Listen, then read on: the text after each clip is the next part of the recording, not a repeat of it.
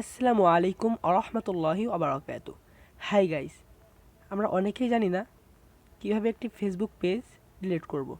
অনেকের অনেক কারণে ফেসবুক পেজ ডিলিট করার প্রয়োজন হয়, কিন্তু আমরা এখনও জানিই না কীভাবে ফেসবুক আইডি বা ফেসবুক পেজ ডিলিট করব।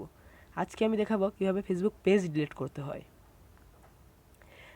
আগে একটি প্রসেস ছিল ফেসবুক পেজ ডিলিট করার, এখন ফেসবুক আপডেটের কারণে নিয়মটি বদলেছে।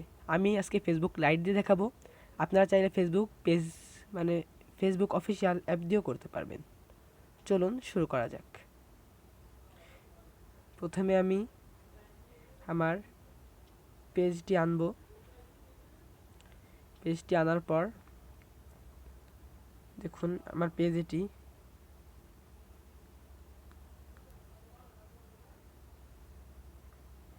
এখানে আমি থ্রি ডটের উপর ক্লিক করব। ক্লিক করার পর এখানে একটু স্ক্রল করে নিচে আসব। এখানে সেটিংসে ক্লিক করব। সেটিংসে ক্লিক করার পর এখানে আগে যে সার্চ বার, এখানে লিখতে হতো রিমুভ ফেসবুক পেজ, কিন্তু এখন সেটি আর লাগে না। এখন এখানে নিচে স্ক্রল করব,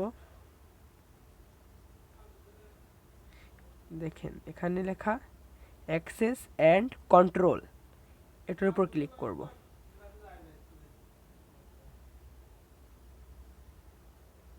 এটার পর ক্লিক করার পর এরকম একটি লেখা আসবে, এখানে ডিলিট ইওর পেজ, এখানে ক্লিক করব। এখান থেকে ডিলিট পেজ এই অপশনটিতে টিকমার্ক দিয়ে কন্টিনিউ দিতে দিব। তারপর এখান থেকে আবার কন্টিনিউ দিব। এখন এখানে ডিলিট অ্যাকাউন্টস,